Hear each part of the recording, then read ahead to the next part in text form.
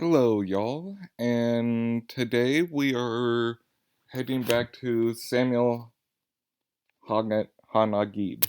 Now, some important information is that these poems we've been reading have actually been edited and collated by his son, Joseph, and now Joseph tried to be his father, for better or for worse. And unfortunately, that would lead to his death because, as we mentioned with the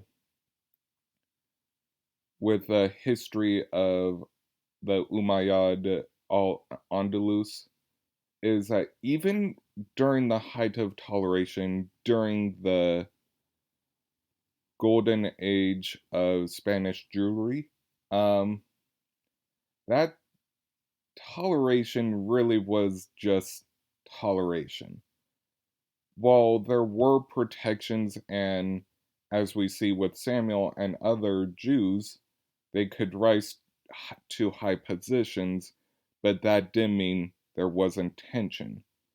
And this would even be true during the Silver Age of Spanish Jewry in Castile, Aragon, Catalonia, Navarre.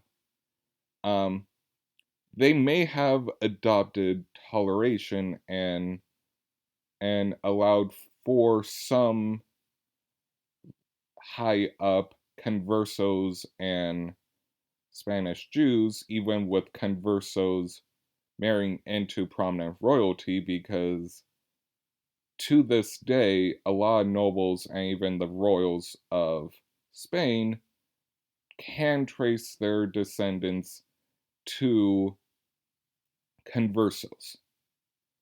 And eventually, that toleration leads to the massacre of the Jewish core in Cordoba, the massacres of Jews in Granada, and the death of Joseph, Samuel HaNagid's son. And all this is to say that while Samuel represents the height of the Golden Age, he also marks a lot of tension.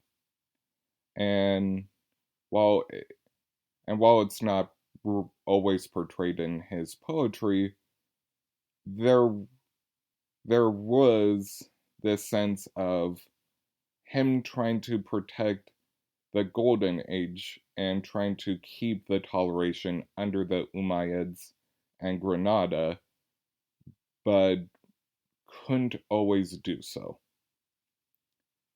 And with that, we will start working on the some poetry.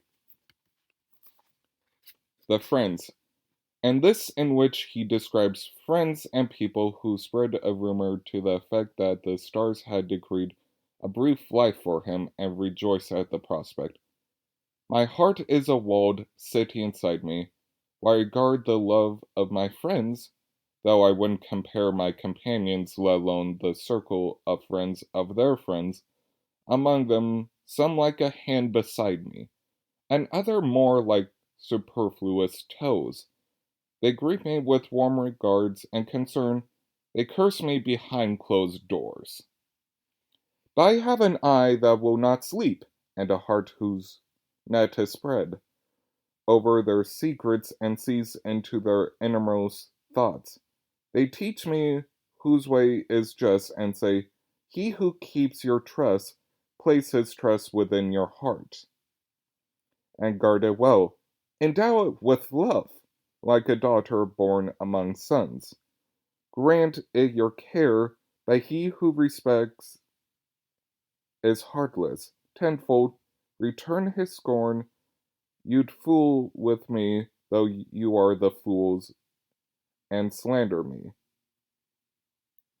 Whose soul is rare, you mock me to strangers behind my back, then treat me in person with awe and respect. You take delight in the sorcerer's saying, The stars predict that my death is near, and hope for the fruit their evil will bear. Though how could the barren hope or give birth? The secret is God's. He's hidden it from me, and wonder withheld in his thought.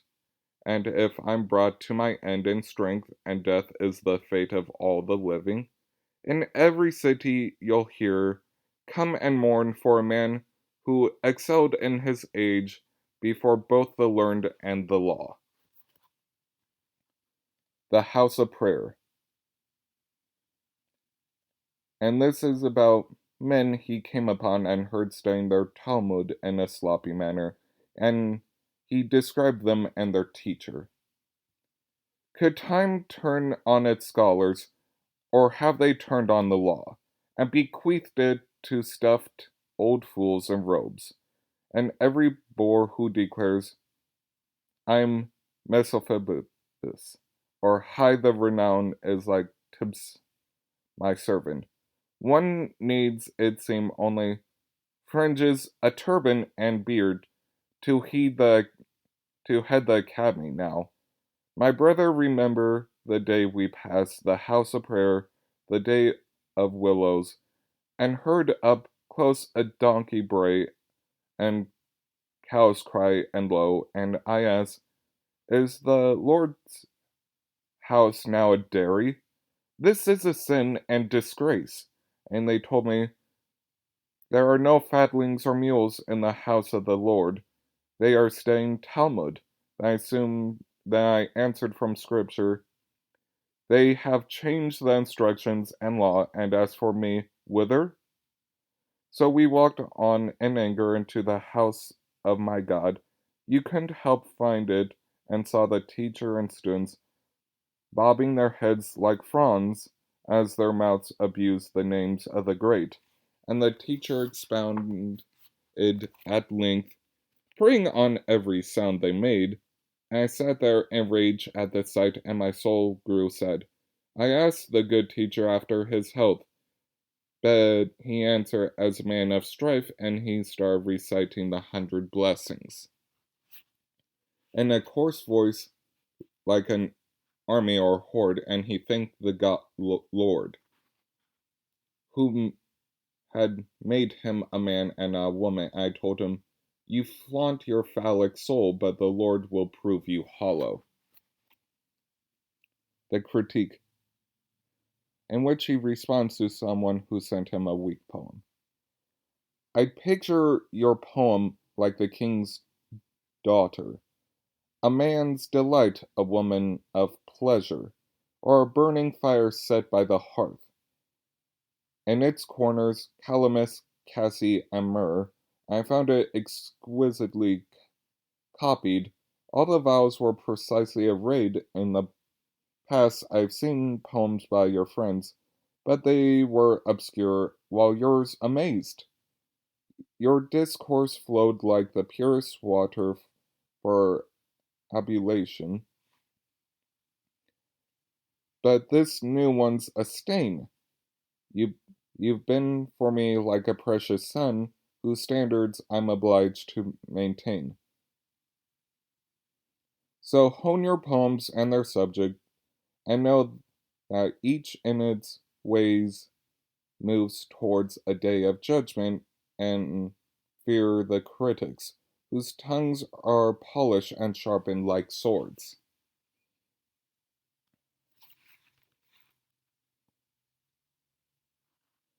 The pain in which he complains of a dull man who clings to him. Your death knows no bounds. You are an angel of God, not man. Your name reaches up to the stars and needs neither ladder nor wings. I'm imprisoned by someone beside me whose climbing knows no end. He has no sword, but he slays me. He plagues me without murrain. What can I do with this Sisera? You're, you are the only gale I got. Come quickly and be like Abram with Cholodomor chapter of Lot. What are these? And this about the fireplace burning before him during the winter, with the figures of birds all around it. What are these soulless birds, given to flames of light forever? They will never fly in the warmth of light to distance and won't by the light be eaten.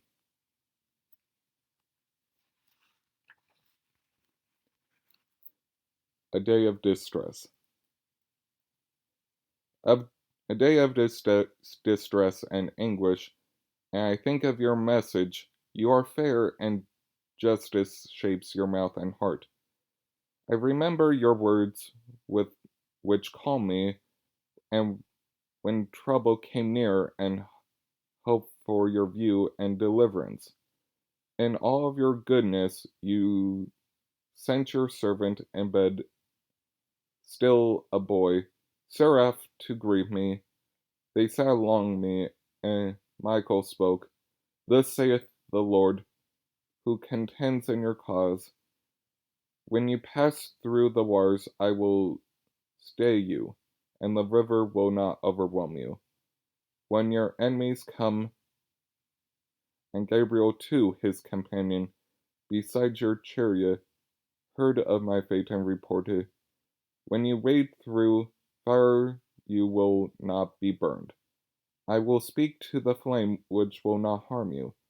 These are words I hold like a sword. Though I stand before swords, I count on your blade. The victory over Seville.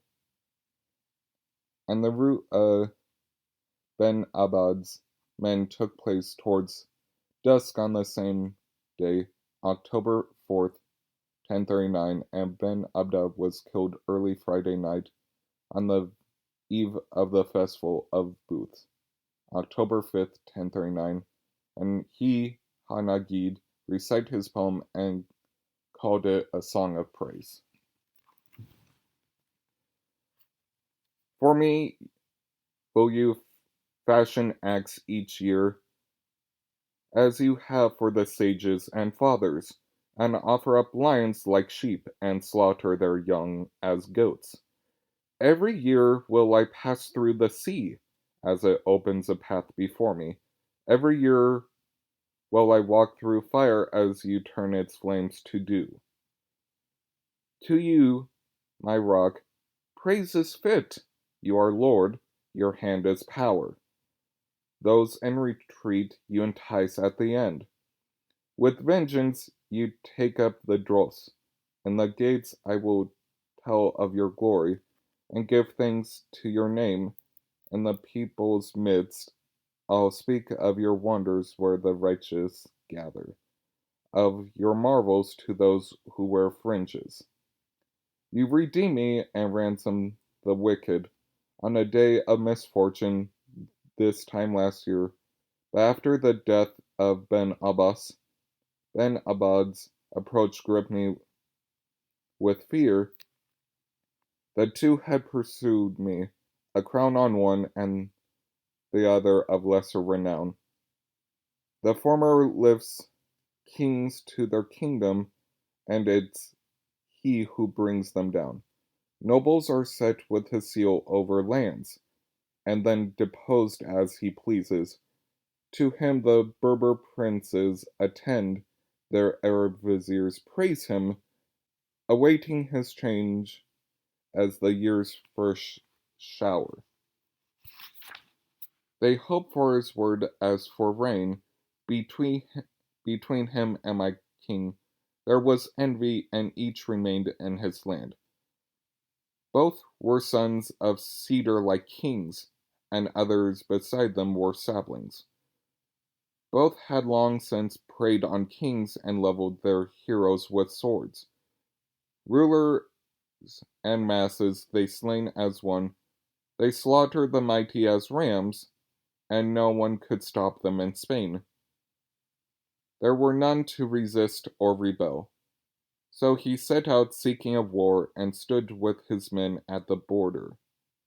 On his way he had taken a city and kingdom, and none in the lands could put him to shame. Lords to his troops were like slaves, and the healthy fell ill with fear.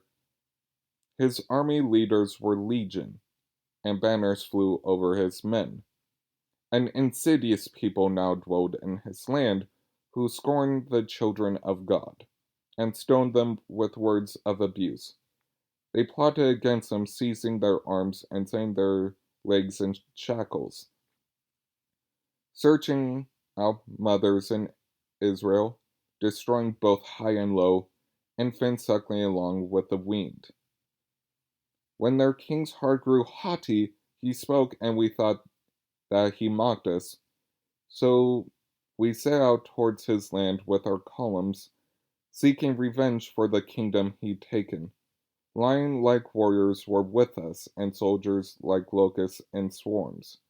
Men weighed down, though not with flesh, not from the fat of their loins, on their wrath, who bear armor, all who strip their robes in war, and all who hasten towards the sword, all who run towards death with joy.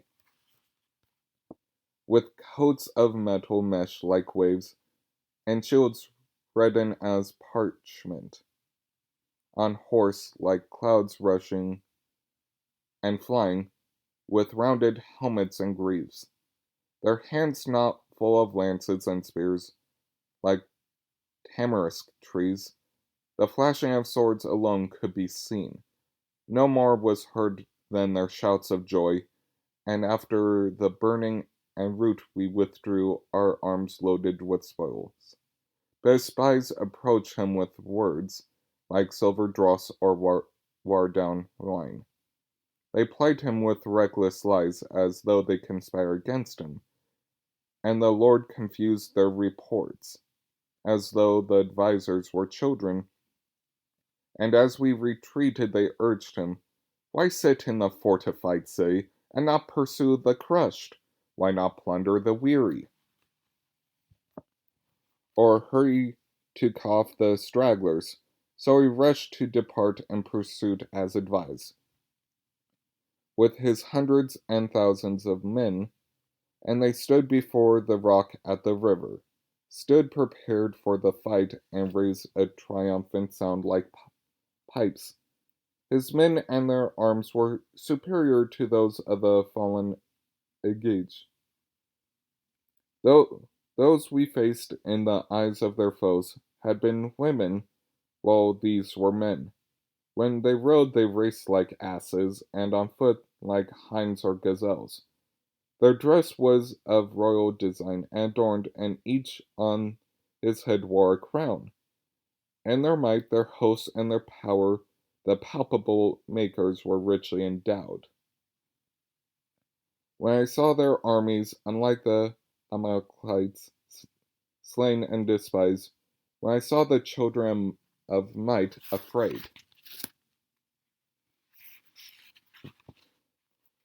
while heroes and warriors trembled and officers bowed their heads towards battle, while leaders drew back from the fight, I remember the way that they slandered my people and how they weakened and crushed them, while the wicked divided their plunder, casting lots for their lands. When I saw the angel of death in my eyes, and men in the battle dying before me, I raised the name of the Lord, and gloried and feared in the heavens. I said deep in my heart to employ the dweller on high, in distress to overcome forces, with faith in his force, which gathers up men by the handful. For me, the Father entreats the Lord, at times like this, with a cry and petition, and from the dust with cords of prayer, salvation is drawn and taken. In their righteous perfection, they advocate justice and manage to turn back his wrath. Mine is the Lord who told me, "Trust, and I'll see you are content with your path. For you, I'll break the young lion's teeth, I'll bring down giants before you." Then he dressed himself in anger like the day when Pharaoh's men were drowned. and he was revealed before us, though not through a window in secret, not from behind a lattice or wall. He routed his foes who fled like chaff, driven out from the floor of threshing. He watched as they withered like leaves. He made them afraid, and they skipped like calves, like kids or like wild young oxen. And he stripped away their might, and left them battle like children, as angels diverted their swords' thrusts, confusing their right hands and left. Others subverted their plans and made of his strategists fools. Lies he placed on the mouths of his spies, on the lips of the enemy princes, to put them to death like churls. And as soon as they saw what they chased, they fled in seven directions. Surely this is the work of the Lord, who tempted them into action, who tangled their arms in ropes, and smothered their hearts with lids, as their chariots blocked their retreat, and their horses hemmed them in.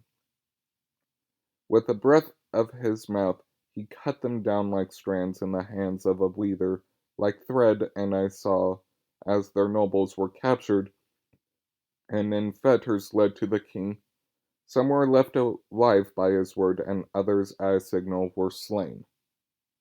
And I wearied of watching him beating the stricken sinking in blood, as souls that hadn't yet felt the earth were threshed with thorns, and the wounded fighters were killed, and the corpses discarded like beasts. On the eve of the 6th, we chased them like quail, like a swarm of bees we pursued.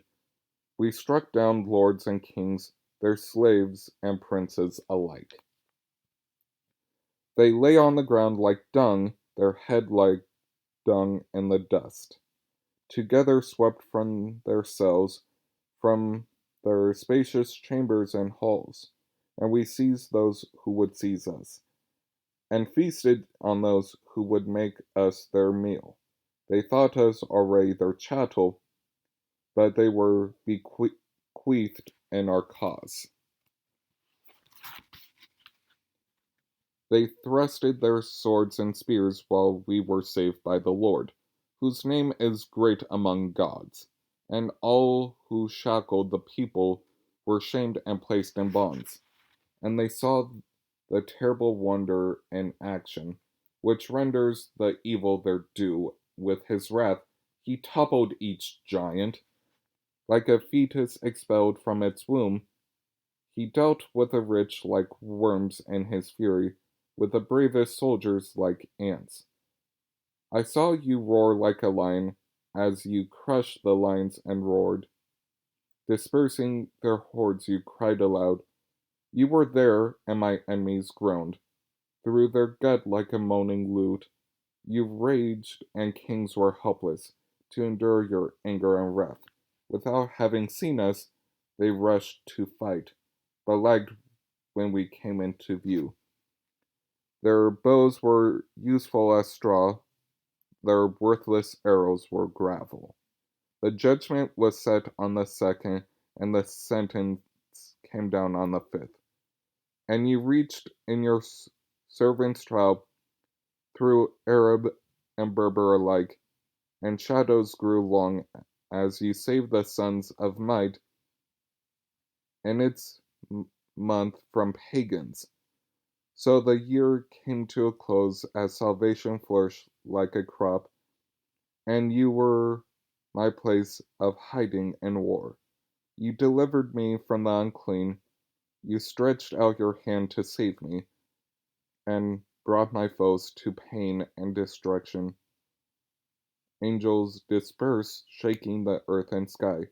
Weapons of fury they sent like rain, and wrath they sent like showers.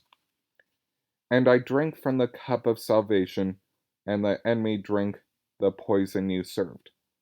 And you brightened the eve of the harvest feast, brought light to my darkened paths. like the night of Abram and Moses' night, like Joshua's day with the sun. I've strictly observed the times of the Lord, observed them like the dwellers in tents, the Sabbath and day of the horn of atonement, the feast of pilgrims and booths. And the fear of desecration was in me, like fire as others went slack. The Lord established the days of rest, and my soldiers were all held back. So I sing a double song to the Lord for the double miracle he wrought. He scorned those who scorned us, and gave to the modest at heart.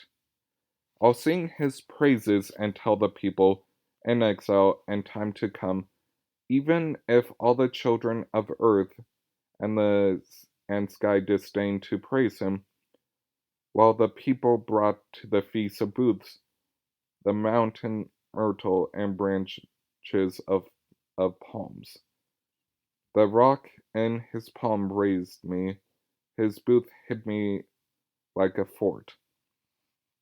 As they brought their willow, he set the plains for a servant like a bulwarked city, and he gathered my enemy's glory, while the citrine was gathered from trees, and the thick branches atoned for my soul like a burnt offering or coins. He was magnified over the water by the watered willow and palm. As my foes approached to consume me, I rose and they fell in grief, and my heart hurt, but the Lord sent ministering angels to heal me. He commanded them, and they helped me. In descent from on high and ascent, while over the people who sought my people for spoils, they parceled out pain. We will build our booths in gladness, while they still mourn in shame, and delighted will chant his praise, while they in grief respond. Is this for me more worm than man, despised among the humbled? What am I or my life, my Lord, but endless transgression and trouble? I'm small and unripe for salvation, and all the mercy you have shown, and if in the world my merits rewarded, if I'm repaid in accord with my acts, how can I stand in the day of judgment? How would you pardon my sin? To the strong Lord revealed in the storm, in the whirlwind over the pagans, who will not lend his glory to others, nor bequeath to idols his praise. I've already sung a song of triumph, and now a psalm of light like stars, replete with suitable numbers of lines, as befits a psalm of praise, whose matter is worth more than pearls, whose line with pearls are strung. The mother of song is barren, unable to bear one like it, and song's fathers are likewise bereft. As long as I live, I'll keep them as bracelets around my wrists, as rings run through my ears. May they make my case when I'm judge, and with words dripping aloe and myrrh, recite my people this psalm beside me, and set above all songs of praise. Establish its words as is right and in order in the mouths of the elders and young. And when in the future your children ask, was this? And I should say, this is a psalm of praise to the Lord who redeemed his friend, who composed it for the redeemed, a psalm of praise and greatness and glory to the Lord of glory and his works, which are great.